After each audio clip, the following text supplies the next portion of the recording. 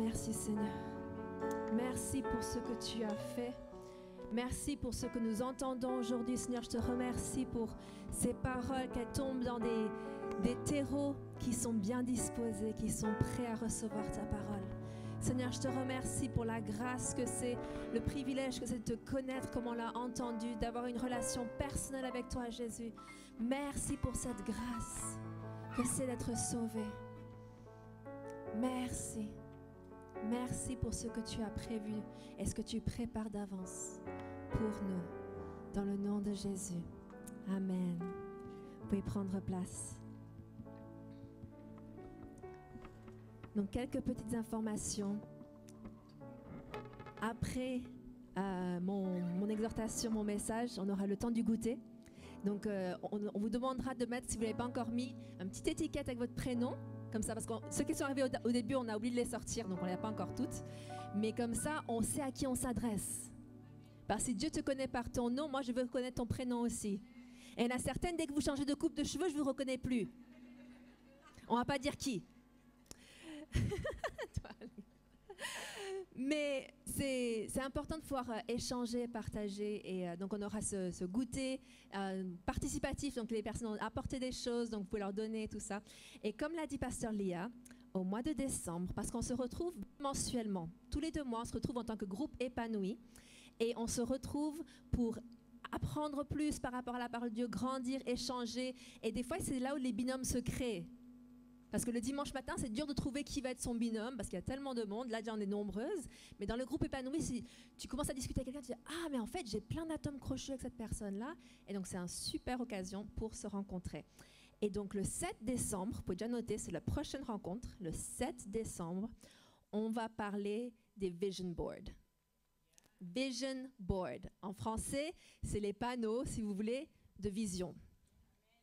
Nous avons remarqué que trop de femmes n'ont plus de rêve, n'ont plus de vision, n'ont plus d'aspiration.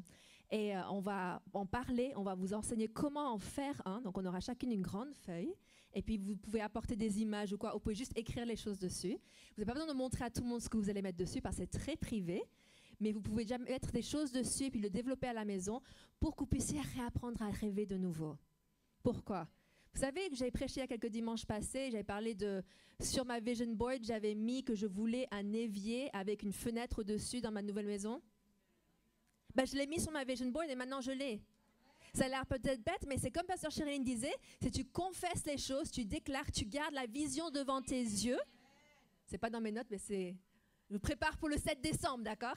Comme ça, vous savez ce qui va venir.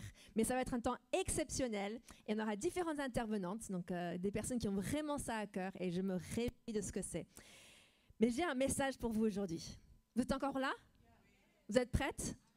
Parce que là, on a eu des prédications de feu. Et Pasteur Sherilyn a dit, mais moi, je vais enseigner. J'ai dit, ouais, je pense que tu as quand même prêché, Pasteur Sherilyn. J'ai dit, moi aussi, je vais prêcher. Donc voilà, vous avez 3 prédicatrices aujourd'hui. Vous avez de la chance. Merci, Marie-Denise. Le thème que j'avais pour aujourd'hui, donc le thème général, c'était « Épanoui dans ma saison ».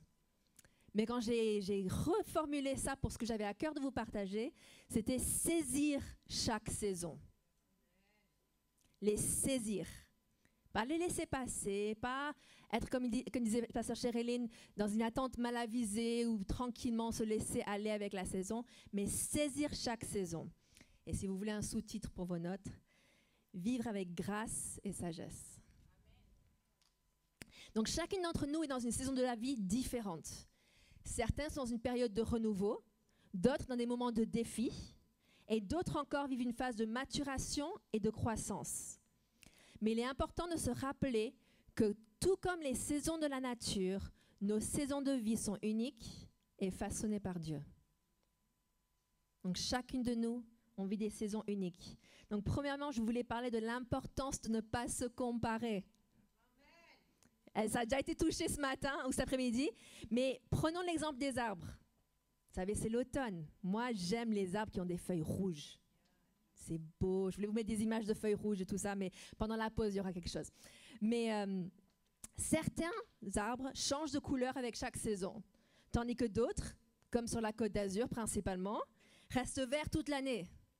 N'est-ce pas? Si on veut voir la vraie saison de l'automne, il faut aller dans l'arrière-pays niçois. Parce que là, sur la Côte d'Azur, on a encore les palmiers, on a les cyprès, on a tous les arbres qui restent verts. Mais tout comme un arbre ne se compare pas à un autre, nous ne devrions pas nous comparer à la femme qui est assise à côté de nous. C'est une décision.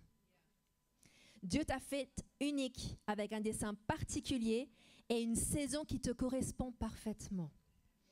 Voici une belle traduction de ce passage de Psaume 139 que vous connaissez, mais j'aime bien prendre des versions anglaises et puis les mettre en français parce que certaines traductions anglaises ne sont pas encore existantes en français. Donc c'est la traduction de la Passion, vous m'avez déjà entendu la citer. Et donc c'est une traduction un peu artistique si vous voulez. Il dit « Tu as formé mon être intérieur, façonnant mon être délicat à l'intérieur et mon extérieur complexe. Et tu les as tous tissés ensemble dans le sein de ma mère. Je te rends grâce, ô Dieu, pour m'avoir créé avec tant de mystère et de complexité. Tout ce que tu fais est merveilleusement époustouflant. Je suis simplement émerveillée en y pensant. Comme tu me connais parfaitement, Seigneur, tu as même façonné chacun de mes os lorsque tu m'as créé dans le lieu secret, avec soin et habileté. Tu m'as façonné du néant en quelque chose. Tu as vu qui tu m'avais destiné à être avant même que je ne sois moi. Avant que je voie la lumière du jour, le nombre des jours que tu avais prévus pour moi était déjà inscrit dans ton livre. À chaque instant, tu penses à moi. Quelle précieuse et merveilleuse pensée de savoir que tu me chéris constamment dans chacune de tes pensées. Ô Dieu, tes désirs envers moi sont plus nombreux que les grains de sable sur chaque rivage. Et quand je me réveille chaque matin, tu es toujours avec moi. Amen. Quel encouragement de savoir que Dieu nous connaît intimement et qu'il a prévu des moments et des saisons pour chacune de nous. Donc ça, c'est mon premier point. Mon deuxième point, ça a été dit cet après-midi aussi, mais je savais qu'on allait s'imbriquer les unes dans les autres, mais il faut apprendre à s'aimer soi-même et à poser des limites. Si vous avez été avec nous en Épanoui quelques reprises, vous avez entendu, on a beaucoup parlé d'oser poser des limites saines. Donc pour accomplir les deux plus grands commandements de Jésus, aimer Dieu et aimer son prochain comme soi-même, il est essentiel de commencer par s'aimer soi-même. Cela implique de connaître nos limites et de savoir poser des frontières ou des limites saines. Et vous pouvez penser à votre vie comme une maison, n'est-ce pas? Vous décidez qui entre dans votre jardin, n'est-ce pas? Si vous avez un jardin. Après, vous décidez qui accède à votre salon. On ne laisse pas n'importe qui entrer dans son salon. Mais encore plus, intimement, qui peut rentrer dans votre cuisine, mesdames? N'est-ce pas? Je sais, dans la culture française, on ne va pas forcément dans la cuisine de quelqu'un d'autre. Culture américaine, on va dans la cuisine, on ouvre le frigo, on se sert. Les Portugais aussi, voilà. Donc il y a différentes cultures, n'est-ce pas? Mais dans les maisons françaises, en général, on ne va pas s'immiscer dans la cuisine de quelqu'un d'autre.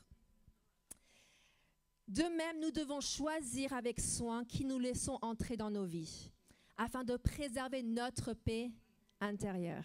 Tu peux me les apporter, s'il te plaît? Et puis le sac à côté de toi. Maria, le sac, et puis voilà. Donc, on va prendre un vase. Merci.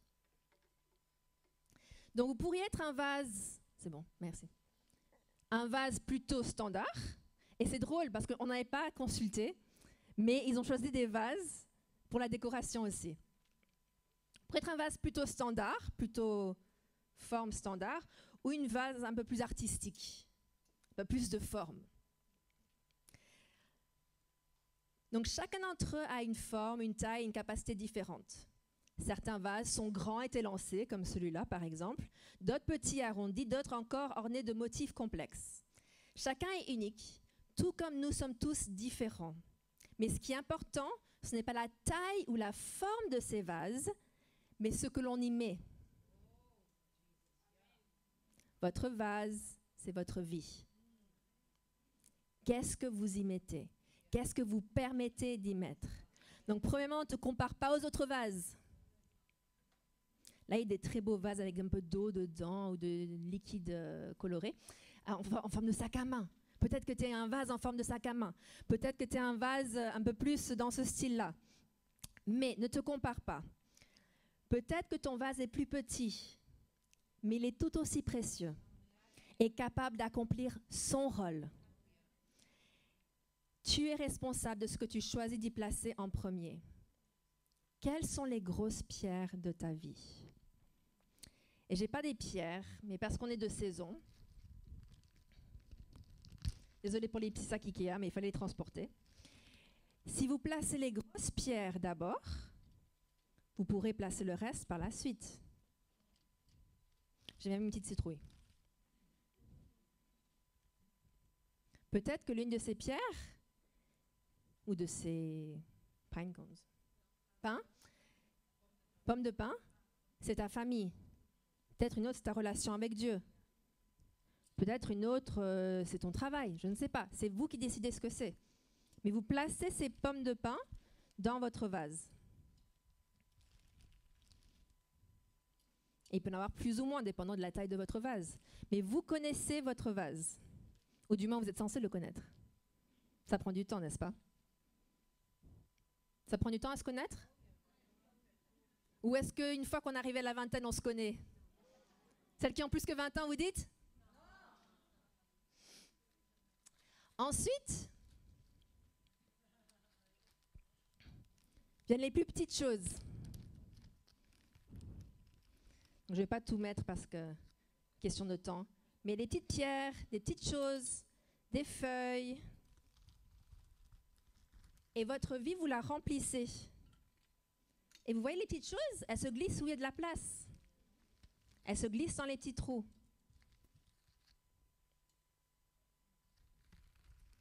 Vous êtes responsable de ce que vous permettez dans votre vie, de ce que vous laissez rentrer dans votre vie.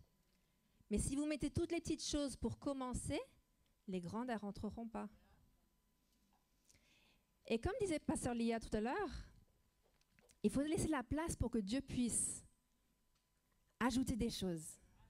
Pas avoir son vase rempli à ras-bord et après on ne peut plus rien gérer.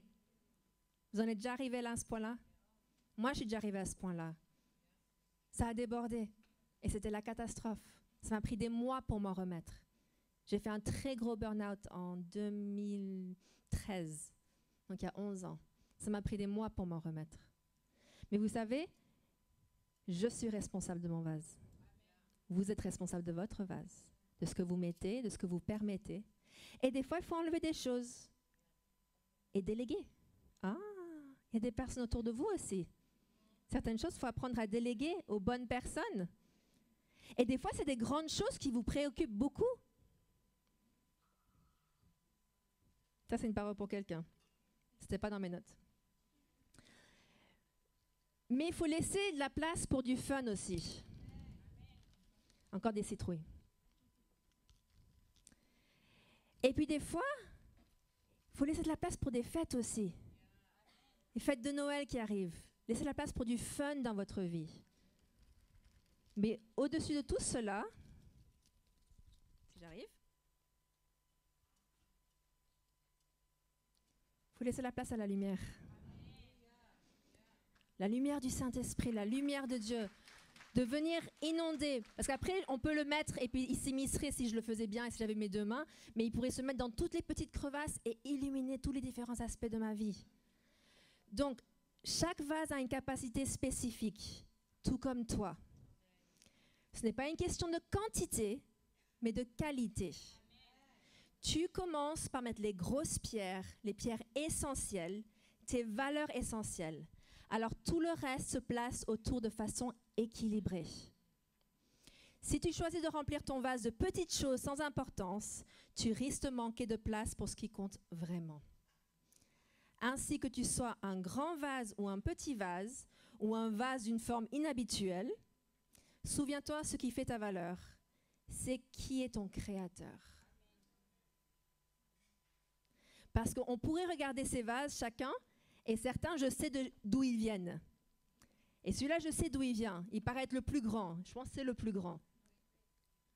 Mais ce n'est pas celui qui a le plus de valeur. Je ne vais pas vous dire dans quel magasin je l'ai acheté. Mais il y en a certains ici, je sais qu'ils ont beaucoup de valeur parce que je sais à qui ils appartiennent, je sais qui est leur créateur. Et Dieu vous a créé, ce qui vous rend précieuse. Donc, qu'est-ce qui fait ta valeur? C'est qui ton créateur et ce que tu permets d'entrer dans ta vie. Garde tes priorités en tête et prends soin de ce qui te remplit. Prends soin des choses que tu places dans ta vie. Donc nous devons honorer ce que le Seigneur honore. Et il nous a confié la responsabilité de prendre soin de notre corps et de notre être tout entier. Cela implique écouter notre corps, de prêter attention à notre cœur et de veiller à ce que tout soit aligné avec la parole de Dieu. Amen. Donc, comment est-ce que je peux racheter le temps?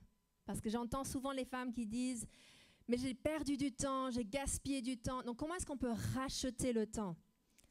Cela commence par une prise de conscience de nos limites, dans notre emploi du temps, dans notre énergie et dans la nécessité de respecter le sabbat. C'est tellement important de respecter le sabbat. Et je ne parle pas de tel jour, de telle heure à telle heure. Je parle de quel est ton temps de repos. Quand est-ce que tu te reposes? Parce qu'en tant que femme, moi, comme pasteur Lia, comme pasteur Géréline aussi, il y a des moments où je suis là, j'en peux plus, je suis dépassée, je suis trop fatiguée. Mais je suis responsable de mon temps. Je suis responsable de mon vase. Je suis responsable de la place que je permets pour qu'il y ait d'autres choses ou d'autres activités ou de commencer à déléguer. Donc, mesdames, si vous... Tu peux l'éteindre, c'est mon alarme. Vous êtes responsable de ce que vous avez dans votre vase. Amen. Donc, racheter le temps signifie prioriser ce qui est essentiel. Veiller à ne pas surcharger nos vies, n'est-ce pas? Et consacrer des moments de repos pour restaurer notre esprit et notre corps comme Dieu l'a voulu, comme Dieu l'a prévu. Dieu nous a montré son exemple. Et certains d'entre vous, vous avez peut-être tendance à faire, et puis, ça ne peut plus. Je connais parce que j'étais comme ça. J'ai tendance à être comme ça. Et je dois faire attention, je dois veiller sur moi-même. Et la période d'automne, c'est la période où je dois veiller le plus. Ça peut être saisonnier, ça peut être par rythme de vie, n'est-ce pas? Donc nous devons faire attention. Mon troisième point, donc j'en ai quelques-uns, mais c'est les saisons de la vie et les leçons à en tirer. Chaque saison de vie vient avec ses leçons. À 18 ans, nous pensons tout savoir. À 30 ans, nous réalisons que nous avons encore beaucoup à apprendre. À 40 ans, nous comprenons certaines choses avec plus de certitude. Au-delà, j'y suis pas encore, mais nous continuons d'apprendre et de grandir. C'est ce que j'ai pu voir dans les générations qui me précèdent, c'est qu'ils continuent d'apprendre et de grandir. Mon grand-père était quelqu'un qui a continué d'apprendre et de grandir jusqu'à la fin de sa vie et ça l'a gardé en forme jusqu'à la fin de sa vie. Donc chaque saison est une opportunité d'apprentissage, mais attention, si nous ne tirons pas les leçons de la saison actuelle, nous risquons de répéter les mêmes erreurs dans la suivante. Donc, comme disait pasteur Léa, certaines saisons peuvent être longues. Quelqu'un a prêché récemment le plan et le temps de Dieu. Je ne citerai pas de nom. Mais il a dit dans sa prédication que certaines fois, on peut rallonger le temps. On peut mettre un holà au temps de Dieu. Donc, nous devons veiller sur nous-mêmes. L'Ecclésiaste a dit, il y a un moment pour tout et un temps pour chaque chose sur le soleil. Mais Dieu nous appelle à saisir la sagesse de chaque moment. Dans Proverbe 2,6, il est écrit « En effet, c'est le Seigneur qui donne la sagesse. La connaissance et l'intelligence viennent de lui. » Nous avons besoin de sagesse. Donc, quatrièmement, accepter les imperfections. Aïe. Et se réjouir dans l'instant présent. Aucun endroit, aucune personne, aucune famille, et je veux rajouter aucune église, n'est parfaite. Je me suis acheté un pull qui dit « Je ne suis pas parfaite ». Et sur le côté, il dit « Je suis une édition limitée ». Pourquoi? Ce qui compte, c'est d'apprendre à se réjouir dans la saison dans laquelle nous sommes, même au milieu des défis. Jérémie 17, versets 7 et 8 dit « Celui qui met sa confiance en moi, Il ressemble à un arbre planté au bord de l'eau.